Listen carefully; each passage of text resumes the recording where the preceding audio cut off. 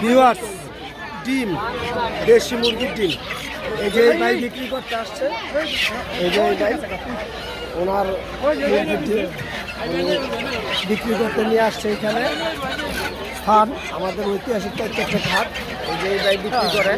ভাইয়ের নাম কি করেন? মুক্তার হোসেন। মুক্তার হোসেন ভাই গ্যারান্টি, যদি ফার্মের মুরগির ডিম হয় তাহলে উনি ডাবল টাকা ফেরত দিবে, 90 টাকা হালি চাচ্ছে। তো দেখি ওনার কাছ থেকে ডিমটা সংগ্রহ করতে পারে কিনা।